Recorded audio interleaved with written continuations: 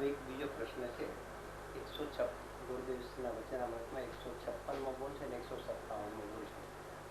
એમાં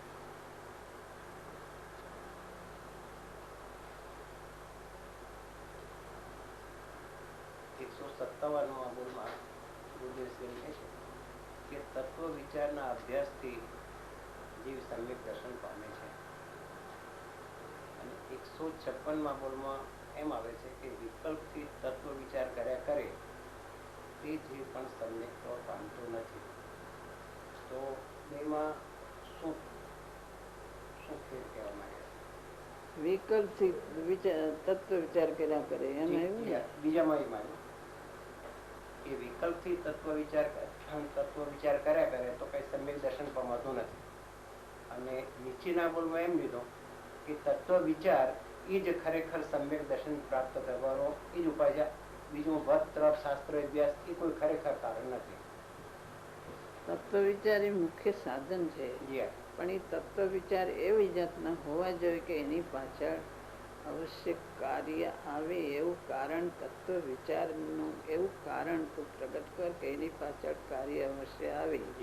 વિકલ્પથી તત્વ વિચાર કર્યા કરે પણ એ તું વિચાર કરવા ખાતર કરવાનું છે, એની પાછળ શું કરવાનું છે એની કઈ અંદર એવી જિજ્ઞાસા ને ભાવના વગર વિચાર કર્યા કર માત્ર વિકલ્પથી તો એમ કાર્ય આવતું નથી. એવી રીતે યથાર્થ કારણ તું પ્રગટાવતું નથી. એની પાછળ કાર્ય આવવું જોઈએ તો એ કારણ થાય. તત્વ વિચાર કારણ છે, પણ એ યથાર્થ રીતે તત્વ વિચારમાં તારો હેતુ કાર્ય પ્રગટાવવાનો હોવું જોઈએ.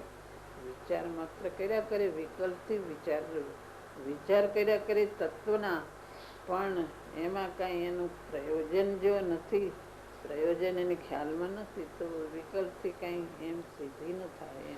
ત્યાં અટકી જાય છે. પ્રયોજન ખ્યાલમાંથી એમ કેમ કહીએ? પ્રયોજન વિના તત્વ વિચાર શા માટે કરે? વસ્તુ સ્વરૂપ શું છે એમ વિચાર કરે, પણ અંતરમાં મારે આ કરવાનું છે અને મારે આગળ જવાનું છે. મેં વિચાર માત્ર કરીને સંતોષ માની લીધો. એમાં એમ ક્યાંક ક્યાંક ભૂલ પડતી હોય, તત્વ વિચારમાં પણ ભૂલ પડતી હોય. એમ તત્વ વિચાર તો કેવાય પણ એના તત્વ વિચારમાં ભૂલ પડતી હોય. આગળ જવાનું ધ્યેય ખાસ એવું હોય નહીં, માત્ર ઉપર ઉપર હોય. તત્વ વિચારમાં કઈ ભૂલ પડતી હોય, એવું બધું કઈ કારણો હોય. એટલે યથાર્થ કારણ ન હોય એટલે વિકલ્પથી તત્વ વિચાર કર્યા કરે તો આગળ ન જઈ શકે.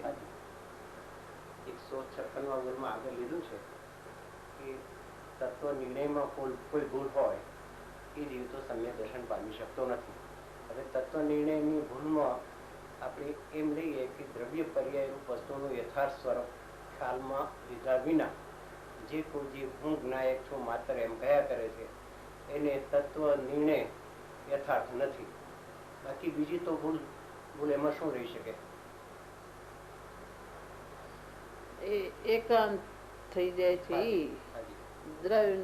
દ્રવ્ય મુખ્ય પર્યાય નિષેધ કરે, કારણ કોઈ પર્યાય માં અટકે, કઈ કોઈ દ્રવ્ય માત્ર એકાંત બુદ્ધિમાં અટકતો હોય છે.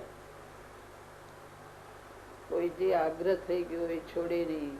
અમુક જે પોતાને તત્વ અમુક પ્રકારે બેસતું હોય એમાં કઈક અટકતો હોય જીવના પરિણામમાં ક્યાંક ક્યાંક અટકે.